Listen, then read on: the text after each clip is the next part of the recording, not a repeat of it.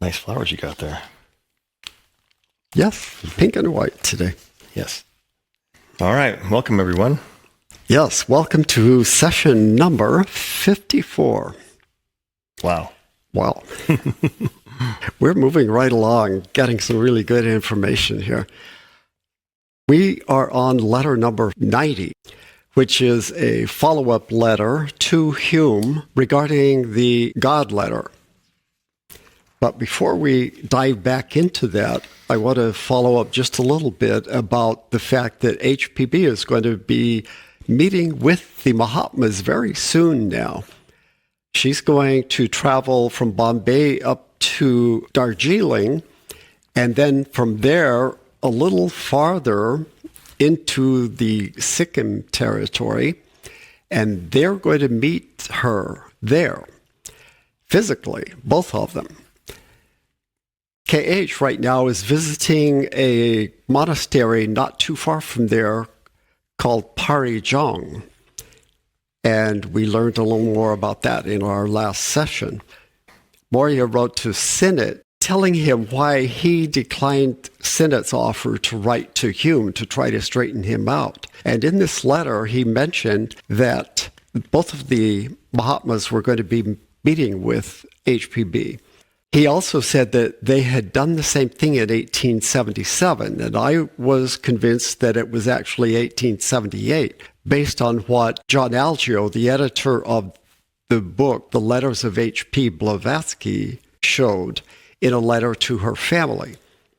But I'm convinced now that Moria was right on the date, because the date that John Algeo came up with was a date that her sister wrote on the letter, but she was not real accurate either. So it's very likely that Moria was correct. Moria is thinking, why'd you ever doubt me in the first place? That's what he's thinking right now. Who knows? Yeah, exactly. Mea culpa. All right. So I'm actually going to have Paul read part of that letter that she sent to her sister, to Vera Zelahovsky. One beautiful Tuesday morning in April, I got up as usual, and as usual sat down at my writing table to write to my Californian correspondents. Suddenly, hardly a second later as it seemed to me, I realized that for some mysterious reason I was in my bedroom and lying on my bed. It being evening and not morning anymore, around me I saw some of our theosophists and doctors looking at me with the most puzzled faces, and Alcott and his sister, Mrs. Mitchell, the best friend I have here, both of them pale, sour, wrinkled, as if they had just been boiled in a saucepan. What's the matter? What's gone and happened? I asked them. Instead of answering, they heaped questions upon me. What was the matter with me, and how could I tell nothing was the matter with me? I did not remember anything, but it certainly was strange that only the other moment it was Tuesday morning, and now they said it was Saturday evening. And as to me, these 4 days of unconsciousness seemed only the twinkling of an eye. There's a pretty pair of shoes. Just fancy, they all thought I was dead and were about to burn this dismantled temple of mine. And there's a pretty pair of shoes, I'm assuming was a Russian saying, because the letter was written in Russian. So Maybe someone who speaks Russian can verify that. I can imagine what that phrase refers to. She says, these 4 days of unconsciousness seemed only the twinkling of an eye. There's a pretty pair of shoes. Like, how about them apples? Yeah, exactly. Yeah, like imagine that. Imagine that. Yeah, one of those phrases. Just fancy, they all thought I was dead and were about to burn this dismantled temple of mine. But at this, Master telegraphed from Bombay to Alcott. And Master would be KH? No, Moria. Moria, okay. Master telegraphed from Bombay to Alcott. Don't be afraid. She is not ill, but resting. She has overworked herself. Her body wanted rest, but now she will be well. Master was right. He knows everything. Well, he doesn't know everything. And in fact, I was perfectly healthy. The only thing was, I did not remember anything. I got up, stretched myself, sent them all out of the room, and sat down to write the same evening. All she was worried about was getting back to work. She had missed 4 days. Wow. So that, I'm convinced, is most likely what Moria was referring to when he said they had to bring her to wherever they were in 1877 to fix her. Wow. And this isn't the last time they will have to fix her either. All right, let's get back to letter number 90. This is a really interesting letter. We are putting together a lot of pieces of the doctrine here and how it all fits together. One thing we're learning is a lot about the cycles and how as above, so below. If you can understand one phase of the operation of nature at any level, you can use that same information to interpret what is likely to happen at a higher or lower level.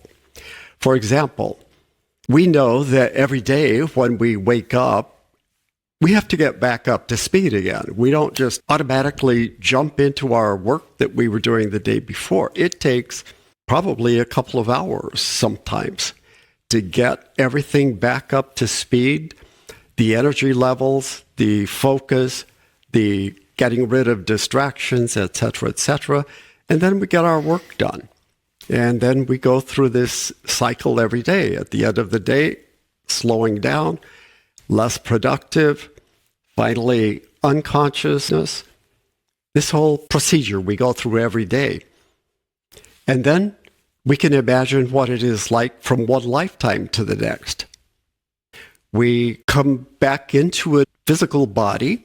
We have to get up to speed. It takes approximately 21 years or more to get back up to speed. And then we start adding on to what we had been doing in our previous lifetime, making more mistakes, learning from those mistakes, hopefully. And then towards the end of that life, everything becomes less productive. We're less able to focus. And eventually we go through death and then the period of bardo before we come back. As below, so above. So here we're talking about on the cosmic level. And so we can imagine that when there is a new Manvantara after a pralaya, a big bang, there's nothing new. Everything just reforms again along the old grooves, and it takes billions of years to get up to speed. And it happens in various phases in different parts of the universe. Yeah. A very rudimentary example would be like rebuilding an engine. I'm not mechanical, but I can understand the process of taking the whole engine apart. How many pieces on the ground? That's the resting phase. There's no activity going on, no combustion. But then when you put it back together, it's clean, it's new, it's fresh in a way. It's same materials. Nothing is brand new, but it's remade.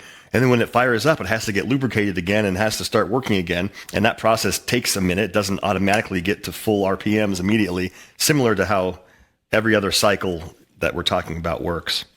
And they don't have to reinvent the engine every time they do that. The engine. It's a honing of the practice and of their expertise.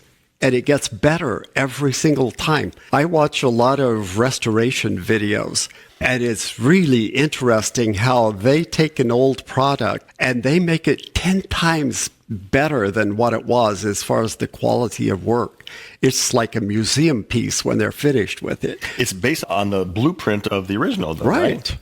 They might change one or two things, maybe, huh? No, it's about restoring it, but making it better than it ever was, even when it came out brand new. It's an interesting process. Because there's new technology. Lessons have been learned on how to do it better. So we're learning, specifically in this letter number 90, that these Dhyan Chohans, who we kind of assumed were a bit of a micromanager, are not that at all. They are more like principles of nature rather than managers. Fiddling with this over here and fiddling with that. No, they don't have to. If there's any fiddling going on, it's probably at the level of the Mahatmas and the Chohans. How much fiddling do we do with our blood cells, or do we do with our digestive tract? We can affect those things, but we can't micromanage our bloodstream, really. We can do some things with our cardio stream, but we're like the Dhyan Chohans of our systems in our body, just like they're the masters of the universe's solar systems, but they're not paying attention to everyone's prayers and everyone's little dramas going on. That's not what they do. Just like we're not aware of all the little things going on in our kidney, for example. So what KH has been pointing out all along is that there is nothing in nature that would indicate the presence of this Christian type God that knows the number of hairs on your head. According to the Christian Bible, he knows every single hair of your head. And if he chooses to, he can make sure that none of those gets lost. That boggles the mind. I can see how it's comforting, though, but to me, it's not. No, I mean, it's not. It doesn't make sense to me. But I can see how that is comforting, though, believing there's an all-powerful being that's taking care of you. I can see how that's comforting, but I don't think it makes sense. We're getting really some concrete information here that is gelling and giving us a real solid basis for what theosophy really is. Finally, some things that are less vague and more, like you said, concrete. I mentioned last session that I've been studying this since 2007-ish with you, and this is the first time I've heard some of these teachings in such succinct ways. And it's only because we are really condensing them.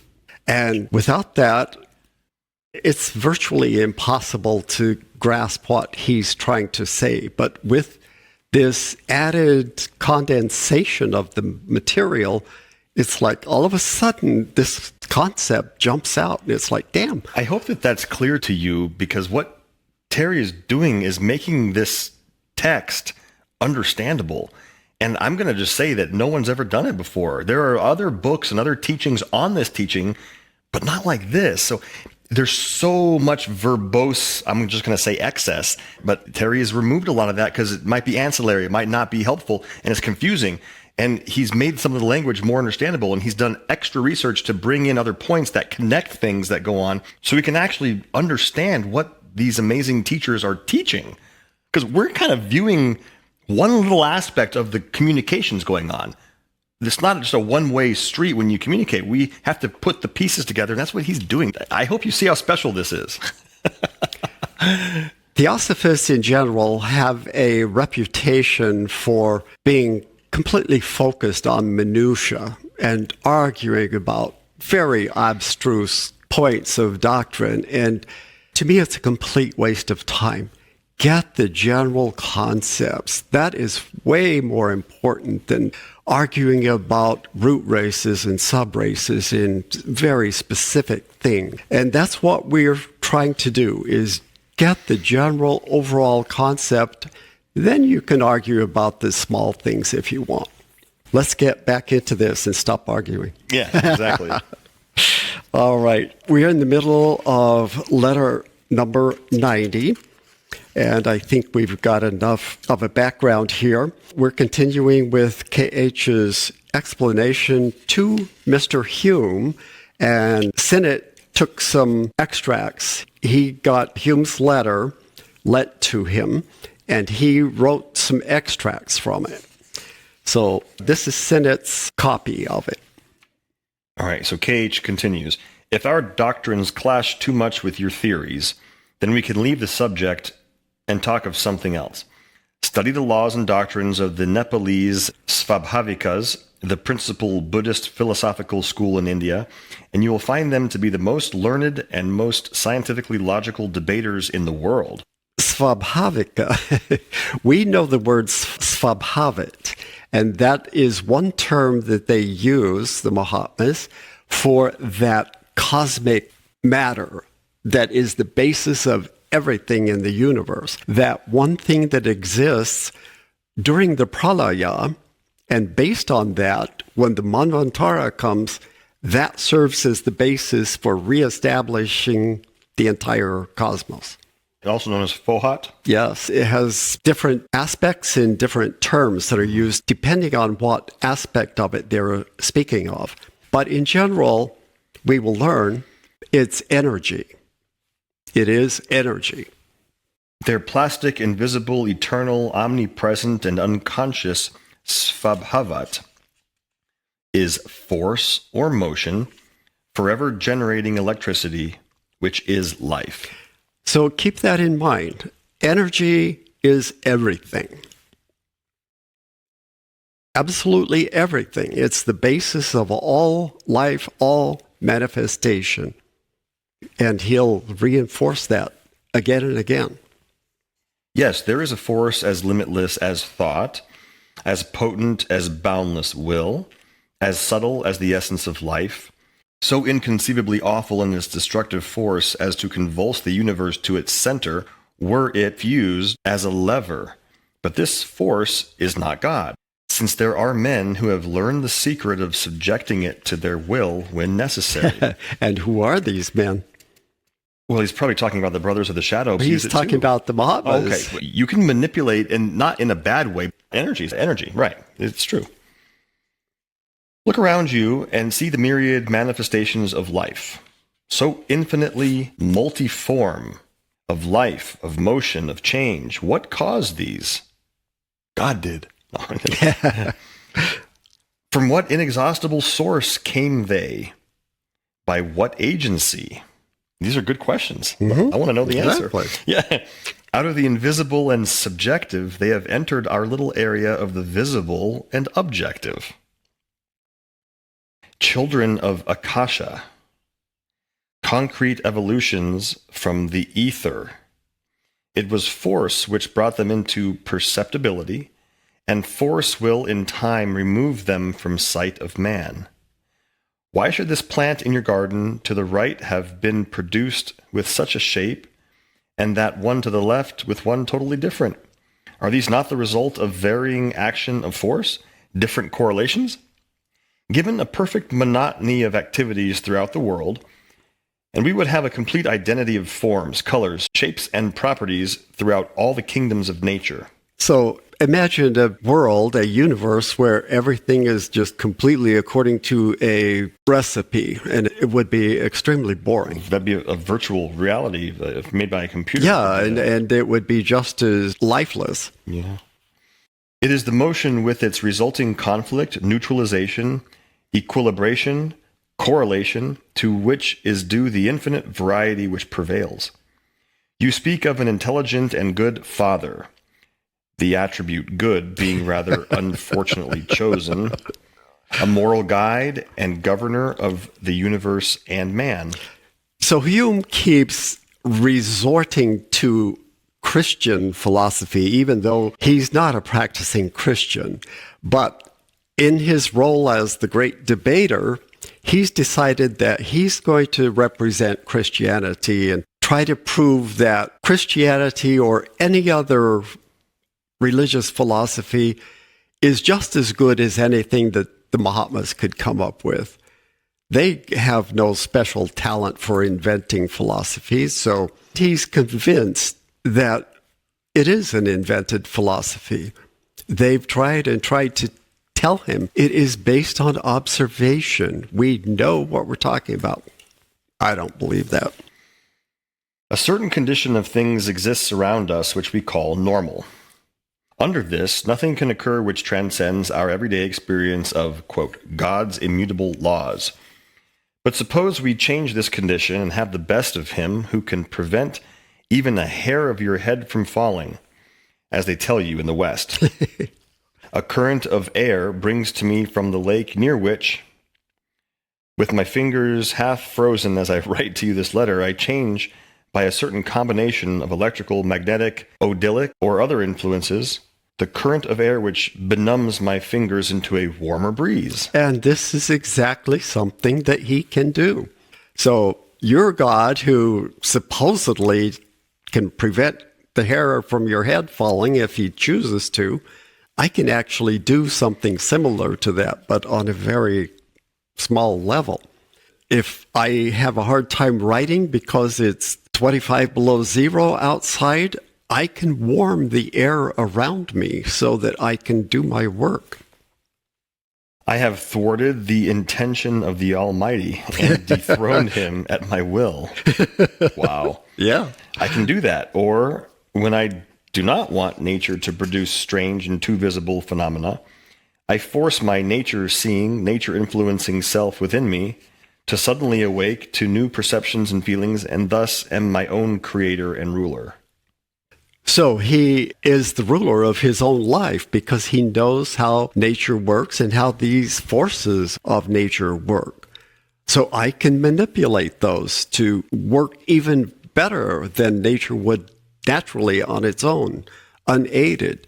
So he's working along with nature, not against it. But do you think you are right when saying that the laws arise?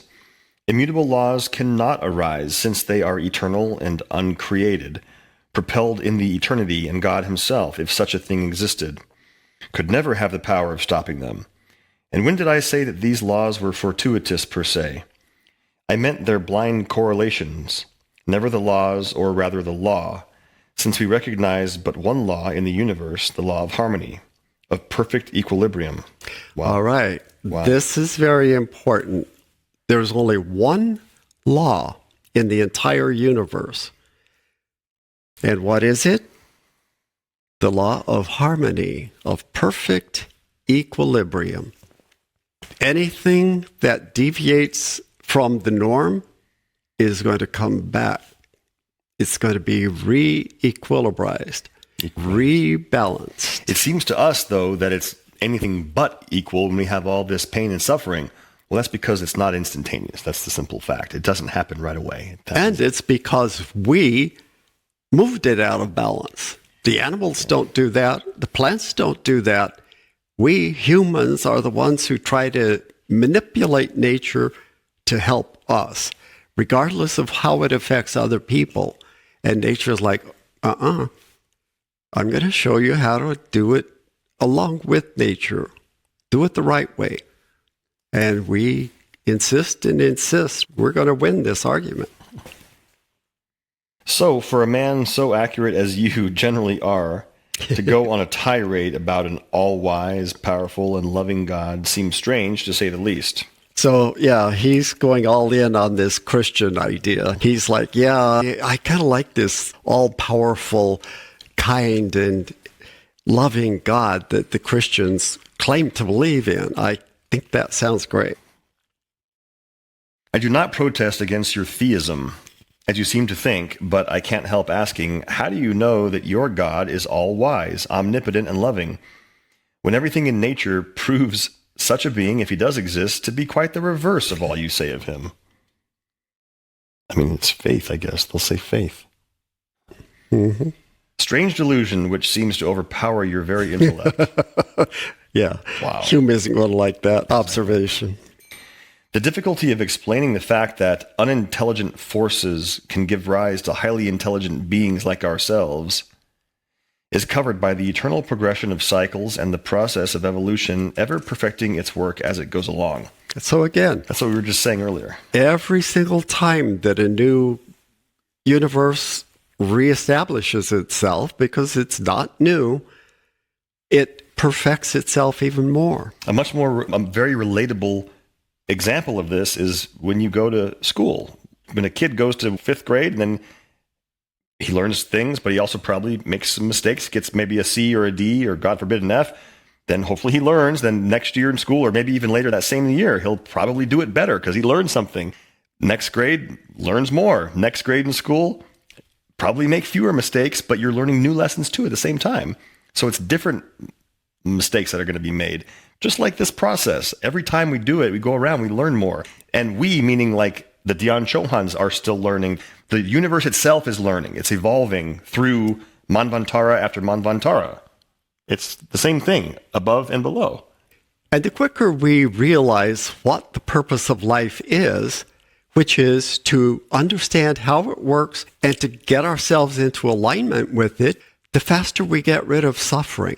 The people who are very slow to learn are going to experience a lot more suffering. And we give them every opportunity to see how it actually works. Most people aren't going to care about that, but we can only help the ones who are interested in learning how to do it for themselves.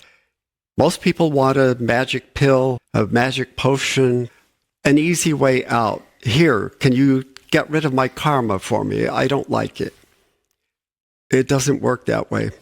You mentioned getting in line with it. We've mentioned this time and time again about getting in tune with the cycles of nature. And if I could, I'll just deviate for a moment. And of course, you can fast forward through this if you want, or we can move it. But this would be a good time to answer a question from our last video. I'm not sure if you saw it yet, but there was a question that said, I know you've mentioned this before, but tell me again specifically, how do I live in tune with nature specifically? Let's say it again. It never hurts to recap. How do we live in tune with nature? So one of the easiest things to do is go to sleep when it's dark and wake up when it's light. Circadian rhythms, appreciate that. If you have a graveyard shift type job, that's out of sync with nature. And most graveyard shift people are not that happy about it, not that healthy about it either. So that's a very simple example. Understanding times of the year to do different things. Is it appropriate to go climbing up Mount Everest in shorts and bare feet? Well, Wim Hof would say, yes, it's appropriate because he's the Iceman, but maybe you should wear warm clothes in the winter and then maybe get some sun when it's nice and warm out and receive some natural prana from the sun. That's another way to live in tune. There are so many ways. What else? Putting your feet in grass and absorbing natural energy. The term tree hugger wasn't made up out of nowhere. If you touch a tree or just spend time with nature, how can you not become more in sync with nature? Trees are, to me, majestic, and I think it can't be argued that they're solid and calm. We can use some calmness. We can use some stability in our lives. Go hug a tree or just sit next to one and maybe close your eyes and just breathe. That's a way to get in sync with nature. Perhaps changing your routines when the seasons change. That's simple too. What are some other examples of how do you live in tune with nature? Well, one thing you can do is rather than going into a profession where you expect to make more money or lots of money, we always say, oh, he's a very successful engineer or whatever. Successful meaning making lots of money. But that doesn't mean that you're successful. You may be miserable doing that. That may not be what you really wanted to do. Do what you love. Do what your soul, your higher self tells you is more useful. That's more natural. It doesn't matter how much money you make. Learn to live on the money that you can make doing what you love doing. Another way that you might not think of, which is living in tune with nature, is he mentioned doing good for yourself, right? This is a concept of self-care, doing good for others too. So self-care is living in tune with nature and doing good for others because we all are part of the world. We're all part of nature. Yes, we have the ability to do free will and to create evil by our thoughts, but we're also part of nature. And if we harm others, we're harming nature and ourselves. So live in tune. We've talked about the definition of evil as going against nature, going against the natural flow of evolution. Do things that help people evolve.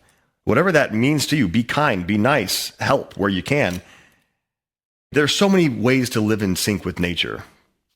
Those are just a few. So those who think that being successful means being wealthy, Eckhart Tolle addresses this. He says, is that person successful who made himself and his family miserable in the process of becoming wealthy and trampled over who knows how many other people, making their lives miserable so that he could be happy? Is that a successful person? I don't think so. Yeah. But like Paul said, practice love.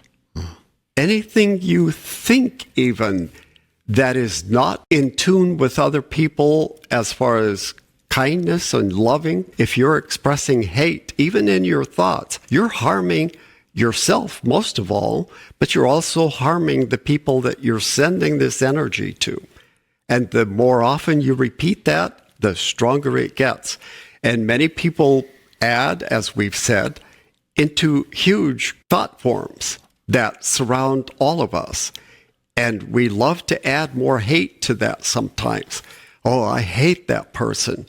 And how many times do you repeat that? Instead of repeating, oh, I hate that person, say, I express unconditional love for that person and every other individual in the world. Make that a purpose in your life to be always expressing unconditional love. Let other people focus on the hatred. We don't need any more hatred in the world. We do need more kindness, more compassion, more sympathy and empathy. Do that instead. Very good. All right, let's move on. Yeah, but no, these are practical hints. Yeah. He continues, not believing in cycles, it is unnecessary for you to learn that which will only create a new pretext for you to combat the theory and argue about it ad infinitum. So Hume is just saying, I don't really believe these cycles you keep going on about. So yeah, I don't think that is very useful. Nor was I ever guilty of the heresy I am accused of regarding spirit and matter. The conception of matter and spirit as entirely distinct and both eternal could never have entered my head, for it is one of the elementary and fundamental doctrines of occultism that the two are one and are distinct only in their respective manifestations, and only in the limited perceptions of the world of the senses. Wow. And he said this time and again. Matter there and spirit. Are not two different things. Right. Spirit and matter is one thing. Mm-hmm. Hume says, yeah, I think there's two. Yeah. These senses are designed to work with the most dense type of spirit or matter. That's what they're designed to detect. So, of course, they're going to detect that. They're not going to detect what they aren't built to detect. Right. They're built to sense the physical stuff. For a reason. We're cribbed, cabined, and confined for a reason to do this process. There's a purpose for that. And the more you get in touch with your higher self and extract yourself from this physical world of suffering, the easier your life becomes. And your five senses take a different perspective. They're a little less important. We think our eyes, oh my God, like some people are afraid to close their eyes. Yes. I think are. Some people hate being alone with themselves. Right. I know people who leave a TV or a radio on all night because they hate the idea of being alone with their thoughts. That's pretty frightening. Far from lacking philosophical breadth, then, our doctrines show just one principle in nature. Spirit matter, or matter spirit, the absolute being the quintessence of the two.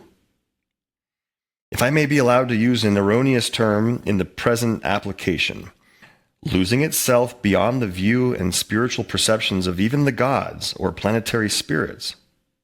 This third principle, say the Vedantic philosophers, is the only reality, everything else being Maya, or illusion, as none of the protean manifestations of spirit matter, or Purusha, and Prakriti having ever been regarded in any other light than that of temporary delusions of the senses. Mm-hmm. Prakriti refers to like our own dharmic actions in the world versus Purusha, which is basically the soul, the higher self. Yeah, it's the divine part of who we are. Even in the barely outlined philosophy of Isis, he's referring to the book, Isis Unveiled, the idea is clearly carried out. In the book of Qt, we've mentioned that before, spirit is called the ultimate sublimation of matter, and matter is called the crystallization of spirit. That's pretty cool, that analogy. Wow. The crystallization of spirit, you can kind of imagine that like a materialized, condensed spirit. Sure, why not? Yeah. But the other concept is a little more challenging, but the ultimate sublimation of matter. That's fun to say. And no better illustration could be offered than in the very simple phenomenon of ice, water, steam, and the final dispersion of the latter. The phenomenon being reversed in its consecutive manifestations and called the spirit falling into generation or matter. Exactly. Yeah. It's just this constant cycle, in and out, in and out. You've all seen the process of water like raining down, collecting in a body of water, evaporating into clouds, freezing when it's at some point. Exactly. Yeah. This trinity resolving itself into unity, a doctrine as old as the world of thought, was seized upon by some early Christians who had it in the schools of Alexandria and made into the Father, or generative spirit, the Son, or matter, man, and into the Holy Ghost. So that was the origin of this. the Holy Ghost being the immaterial essence. So much of Christianity and other religions are based on actual ideas, but they get convoluted and manipulated to suit the purposes of the people who are trying to gain something personal by having power over other people. Always keep that in mind. Is there anything behind this that would indicate that there's a power play going on here? I wonder why the Christians would have tried to personify those three concepts. The matter and spirit and the absolute. Why put people's faces onto those? Because much of religion in its origin is based on mythology. There is a YouTube channel that I discovered recently called Useful Charts, and it's a man who is a religious scholar, teaches religion, and he knows the origin of all of these religions, and more so about Judaism and Christianity. He has studied all of this, and he looks at it from a very objective point of view rather than having a dog in the fight, so to speak. Many of you probably are aware that other religions have a similar trinity. Hinduism does too, but not only the Abrahamic ones. One thing that a lot of these researchers point out is the idea that much of Judaism came from the Mesopotamians. They had a very rich history of mythology, and many of the stories are copied almost word for word from some of these myths. For example, the idea of Noah and the flood and the ark and all of the animals. That relates to all the cycles that we've been talking about the whole time of civilizations rising and falling. There's been multiple floods. But it comes specifically from this great epic myth called the Epic of Gilgamesh. And one part of this Epic of Gilgamesh speaks about this Noah-like figure who was commanded by some god to prepare for this flood that was coming, to build an ark, and voila, it was almost exactly the same size as the ark that Noah built. But instead of 3 levels, it was 6 levels. And to bring all of these animals into the ark and prepare for this flood, which lasted a very long time. And then the ark landed on top of a mountain, voila, exactly like in the Bible. And this person sent out a raven and a dove, specifically those 2 birds. Same thing that Noah did, to test and see whether the floodwaters had receded. Almost word for word, it was copied from this myth from thousands of years earlier.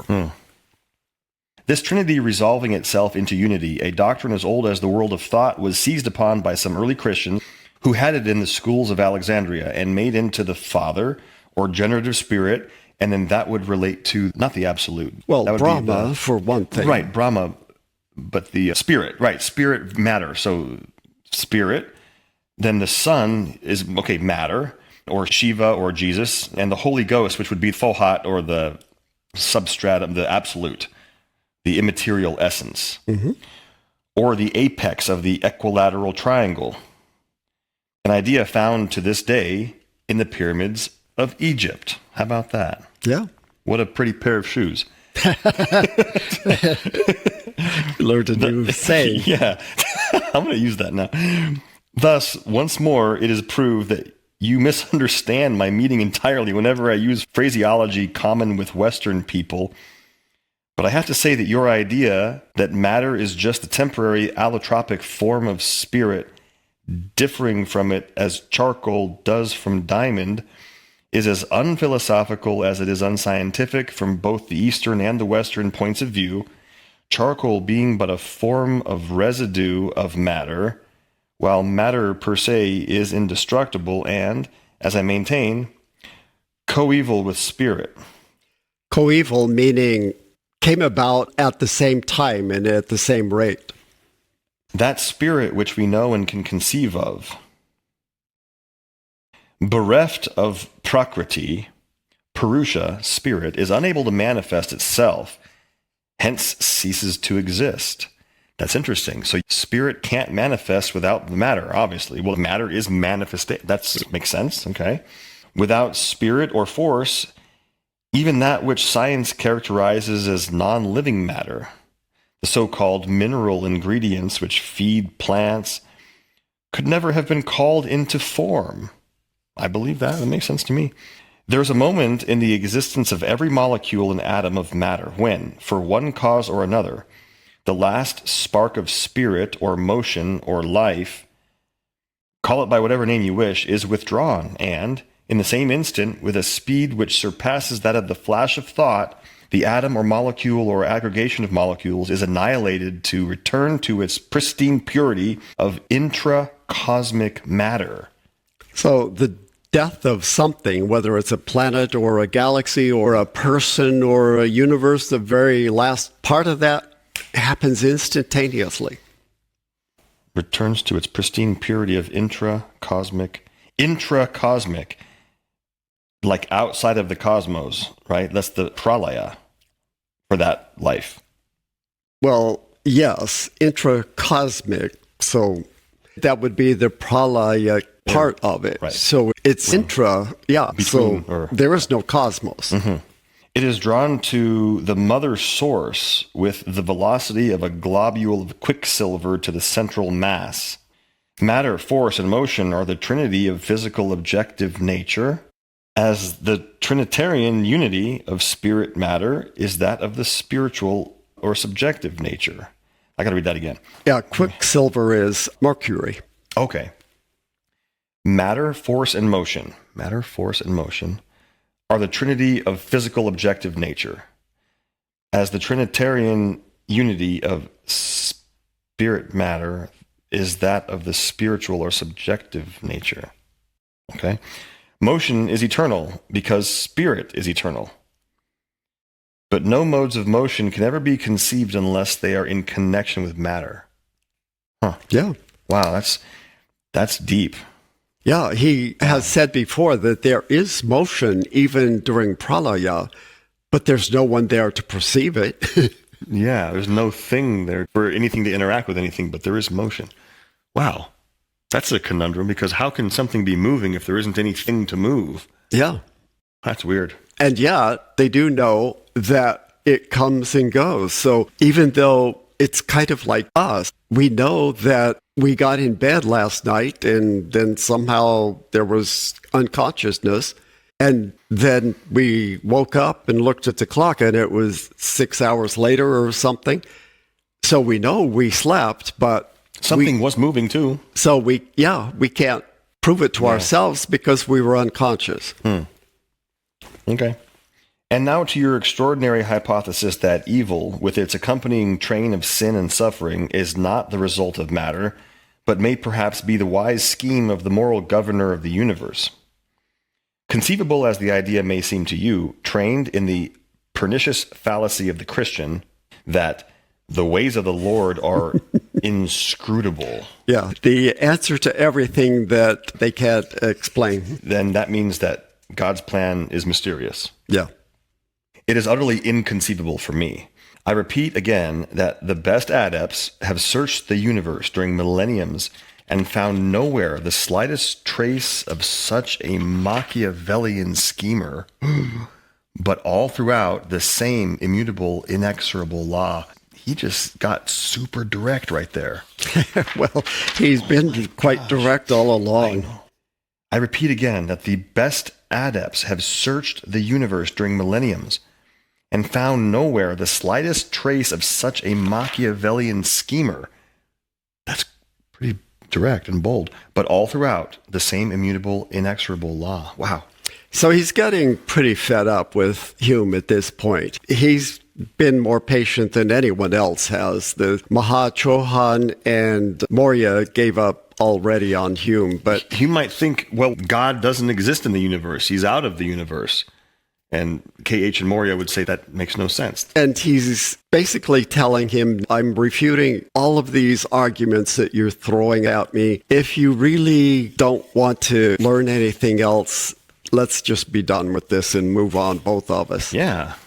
You must excuse me, therefore, if I decline to waste my time over such childish speculations.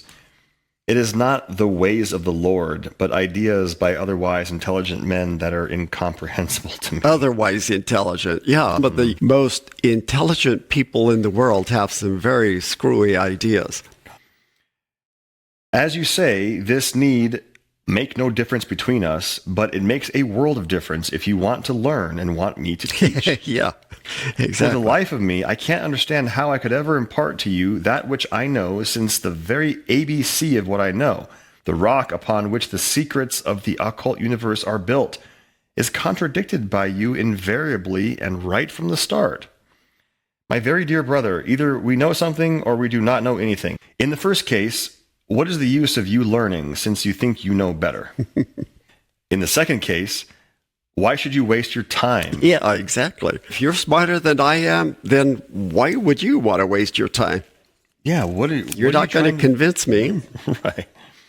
You say it doesn't matter whether these laws are the expression of the will of an intelligent, conscious God as you think, or constitute the inevitable attributes of an unintelligent, unconscious God, as I maintain. Oh, wow. He's saying it's an unintelligent, unconscious God. We've also heard them say that there is an intelligence. Yeah, but they're saying that it operates automatically. Yeah, it's they don't instinct have almost. this micromanager. That's choosing. It's almost like natural instinct, kind of. Look at how the animals operate. They don't have to type into a computer to communicate with each other. They are in tune with each other. Everything they do is in tune with each other. We're the ones out of tune. I say it matters everything, and since you earnestly believe that these fundamental questions of spirit and matter, of God or no God, are admittedly beyond both of us, then what on earth is there that I could teach you? So Hume is saying, well, obviously these things are beyond both of us. So he's trying to drag KH down to his level and saying, well, if I don't understand it, certainly you wouldn't be able to understand it. So that means neither one of us understands it. Why is he His doing ego. this? I thought they wanted to learn from these guys. No, not Hume. He wants to tell them how it is. You know that in order to read, you first have to learn your letters, yet you want to know the course of events before and after the pralayas of every event here on this globe at the opening of a new cycle, namely a mystery imparted at one of the last initiations, as Mr. Sinnett was told, brought out by a question of his. Yeah, so many of these things that you want to know and you're insisting that we divulge to you can only be imparted to those who have reached a very high level of understanding and perfection and purification. You're not anywhere close to that. And now you will say I am evading the issue, that I have discoursed upon collateral points, but have not explained to you all you want to know and asked me to tell you, that I dodge as I always do. There are 1,000 questions I will never be permitted to answer, and it would be dodging if I were to answer you otherwise. I tell you plainly, you are unfit to learn. For your mind is too full, and there isn't a vacant corner from whence a previous occupant would not arise to drive away the newcomer. You tell him. Wow. I wonder what happens next. Oh, we'll find It's going to out. probably ignite his inner anger. No, he's just about had it with Hume. Wow. Therefore, I do not evade. I simply give you time to reflect and first learn well what was already given to you before you seize on something else. The world of force is the world of occultism. Okay. The world of force is the world of occultism. Energy is the only thing that they are involved in. The working with and manipulation of energy. Keep that in mind. Remember, the very first letter that was sent to Hume by K.H., he told him how thoughts work, that every single thought that is formed in a person's mind is embodied by an elemental that brings it to life. And he said, common people are throwing these thoughts out in a stream all day long. unconsciously. Mahatmas do it consciously and with purpose. And there's a difference when it comes to the elementals also. There was a question on a recent YouTube video. I'm not sure if we answered it on YouTube, but it was what specifically are elementals. We've talked about this before, but they're entities which have a consciousness maybe in the astral plane. Is that where they exist? Mostly, yes. But also we need to keep in mind that here's something that we haven't really focused on before. We kind of glossed over it. The Dhyan Chohans are a type of elemental. That's weird to think of. They activate things. Wow. So it is more of a principle than it is a being. I've made a little bit of sense in my mind when I think of elementals as prana, as energy. It might not be the best way to describe it, but when you have a thought, you can put energy behind it dependent upon the clarity of the thought, the definiteness of the thought, how often you think the thought, and this can be helpful thoughts or hurtful thought. And I don't know exactly how it works, but energy is attracted there when you do this process of thinking clearly. And whether it's a stream of prana or whether it's actual elemental beings, entities that are giving it energy, somehow there's energy with your thought. Prana, energy. And I was also going to say, when you mentioned that the occult world being based on force, that's the way I describe Tantra yoga. And I know there are other definitions of it, and there's some left-handed, not great practices associated with that too. But Tantra yoga is the exact same thing. It's understanding how energy works and using it. Thoughts, your body, movement in the physical world, movement in the mental world. It's Tantra. I know that term is controversial. They will bring this up in a future letter, and we will cover more about that. I love that he said the whole thing is force. The world of force is the world of occultism, and the only one, whither the highest initiate goes to probe the secrets of being. Hence, no one but such an initiate can know anything of these secrets. Guided by his guru, the chela first discovers this world, then its laws, then their centrifugal evolutions into the world of matter. To become a perfect adept takes him long years, but at last he becomes the master. The hidden things have become obvious, and mystery and miracle have fled from his sight forever. Remember in an earlier letter, he said, there comes a time when all of the numerous lifetimes and years of effort are 1,000-fold rewarded. And that's the time when you are in tune with all of the other Mahatmas, all of the members of the hierarchy, up to the point that you can understand them. And it all comes to you. You just know things. You have access to understanding, knowledge, wisdom, experience that is far more than just your own personal experience. We wish that that would happen when we die this lifetime, but it doesn't. That's a common misconception for some reason. I'm not even sure where that came from, but when we die, we don't become full-blown like this. It's basically when we're done with the human evolutionary process. We have to earn it. We have to make it happen. And then mystery and miracle flee, meaning there are no more mysteries and no more miracles, because miracles are like phenomena that we can't explain. We'll be able to explain everything. This person, this adept, would now see how to guide force in this direction or that to produce desirable effects. We can do that before that, though. We can learn to use energy for our will now.